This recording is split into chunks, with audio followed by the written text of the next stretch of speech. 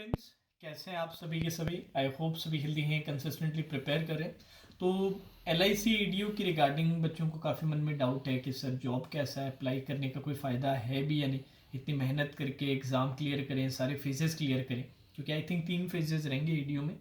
Pre रहेगा, mains रहेगा, जो ओपन कैटेगरी है उनके लिए। अपने तो ओपन कैटेगरी वाले लोग हैं जितने भी अप्लाई करने वाले, तो उसमें प्री रहेगा, मेंस रहेगा, उसके बाद इंटरव्यू भी रहेगा। तो इतनी चीज़ें क्लियर करने के बाद, इतने कंपटीशन से निकलने के बाद जो जॉब मिलेगा वो वर्थ इट है कि नहीं।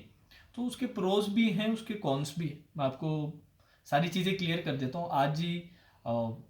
अपने एक स्टूडेंट हैं जो EDU नहीं है, एज अ असिस्टेंट वर्क कर रहे हैं, बट उनके जानकार हैं जो अभी करंटली EDU से DO बन चुके हैं। तो उनसे मेरी बातचीत हुई, और जो जो मैसेजेस, बातचीत तो नहीं, मैसेजेस हुए, मैसेजेस के थ्रू मैंने कुछ, मेरे मन में सवाल थे, वो सारे सवाल मैंने क्लियर किए। तो वो सब मैं आपके साथ भी शेयर करता हूँ। बेसिकली होता है क्या है, एक बार आप सारी चीज़ें क्लियर करके आपको फाइनल सिलेक्शन आप अचीव करते हैं तो आपको ट्रेनिंग के लिए बुलाया जाता है। इनिशियली अप्रेंटिस का पीरियड रहता है 6 महीने का, जिसमें 1 महीने तो क्लासरूम ट्रेनिंग होती है और 5 महीने आपको ब्रांच भेज के एजेंट्स के रिक्रूटमेंट में लगाया जाता है। ठीक है।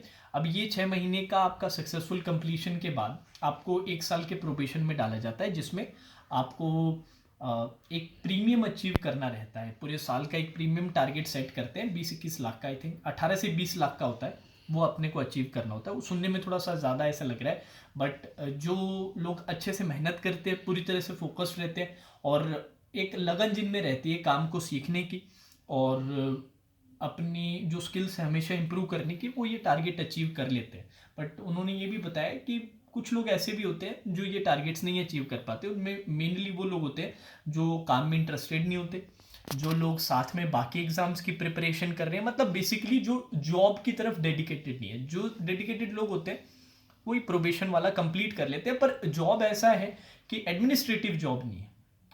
जैसे हम साधारण भाषा में बोलें तो ऑफिस वाला जॉब नहीं है कि बैठ के कुर्सी पे बैठ के पूरे दिन 10 से 6 बजे तक का काम है और फिर घर पे आ जाना है और वही रूटीन है। नहीं, ये थोड़ा सा फील्ड वर्क है, थोड़ा नहीं, कंप्लीटली फील्ड वर्क है, जिसमें आपको एजेंट्स रिक्रूट करने होते हैं। एक बार जैसे कि आपने प्रोबेशन वाला काम कंप्लीट कर लिया, आपने प्रीमियम्स वगैरह कर लिए, तो उसके बाद आपको DO बना दिया जाता है। ADO नहीं, फिर आप DO बन जाते हैं। DO के बाद फिर आपका काम रहता है वही कि जो आपने एजेंट्स रिक्रूट कर रखे हैं उनकी ट्रेनिंग आपको करना, और उनके थ्रू फिर जो प्रीमियम जो टारगेट्स हैं वो अचीव करने की कोशिश करना। और इसके लिए जो बेसिक स्किल्स चाहिए होते हैं वो लीडरशिप स्किल्स होते हैं, आपके कम्युनिकेशन मार्केटिंग स्किल्स बड़े इंपॉर्टेंट होते हैं। सॉरी, कम्युनिकेशन मार्केटिंग स्किल्स बड़े इंपॉर्टेंट रहते हैं। तो अगर जिन बच्चों को इन काम में इंटरेस्ट है वो इस जॉब के लिए ज़रूर अप्लाई कर सकते हैं।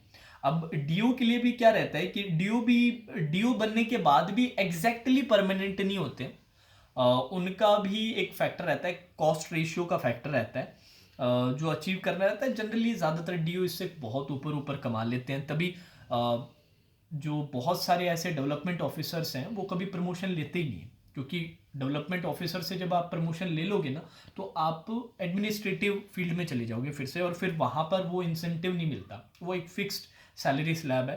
पर एज अ डेवलपमेंट ऑफिसर आपको एक फिक्स तो चीज़ें मिलती है, बट उसके अलावा जो आप बहुत सारी पॉलिसीज़ बेचते हैं, जो प्रीमियम्स आप अचीव करते हैं अपने कॉस्ट रेशियो से ऊपर, जैसे कॉस्ट रेशियो 6 टाइम्स होता है कि आपको जैसे कि एक सर्टेन अमाउंट की सैलरी दी जा रही है, एक पैसे दिए जा रहे हैं LIC द्वारा, उससे 6 गुना आपको करना होता है, तो वो हो जाता है जैसा कि उन्होंने मुझे बताया। और उससे ऊपर आप जितना भी करते हो ना, बहुत लोग उससे काफ़ी ऊपर करते हैं, वो सारा आपको एक सर्टेन कमीशन, एक सर्टेन इंसेंटिव मिलता है।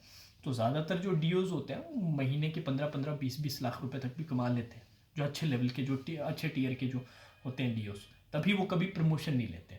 अब वो डिपेंड करता है ये सारी चीज़ें कि आपको इंटरेस्ट है कि नहीं। अब कल को आपको इंटरेस्ट नहीं कि नहीं सर मेरे को फील्ड वर्क करना ही नहीं है, मेरे को मार्केटिंग का काम करना ही नहीं, मेरे को ये एजेंट्स का ट्रेनिंग, इनका रिक्रूटमेंट, इन सब लफड़े में पड़ना ही नहीं, अपने को तो एक सेट लाइफ चाहिए। ऑफिस में गए 7-8 घंटे काम किया, घर आए और वो खा।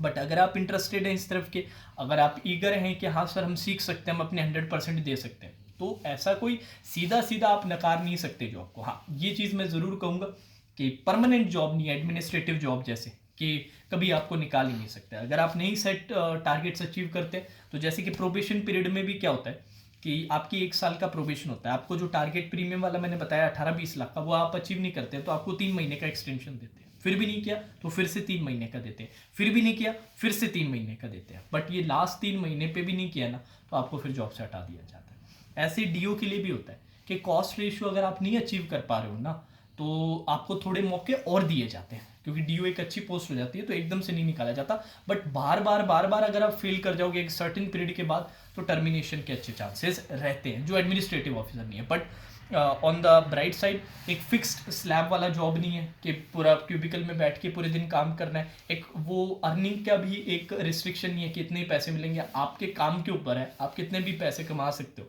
खूब पैसे कमा सकते हो। ऐसे डीयूज होते हैं जो खूब अच्छा खासा पैसा कमाते हैं, बहुत प्रॉपर्टी कर ली अब इतने साल काम कर करके, विश्वास नहीं होगा कि एलआईसी में काम करते करते बंदा इतने रुपए भी कमा सकता है, तो वो कर सकते हो। बट वही है ना, हर चीज़ का एक रिस्क और रिवॉर्ड होता है, एक पॉजिटिव और नेगेटिव साइड होता है।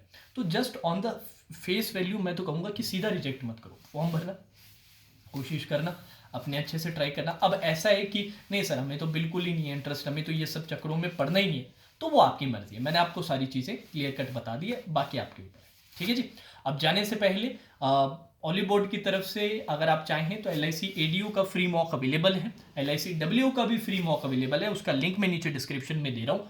आप सभी से रिक्वेस्ट रहेगी जितने भी बच्चे इंटरेस्टेड है ज़रूर वो फ्री मॉक अटेंड करें, आपके प्रिपरेशन को एक सही डायरेक्शन मिलेगी, वहाँ से कंप्लीट एनालिसिस मिलेगा आपको और एक स्मार्ट एनालिसिस मिलेगा जिससे पता चल सके कि भाई कहाँ पर अपने को इंप्रूवमेंट करने की ज़रूरत है। Now that's all for today session, take care.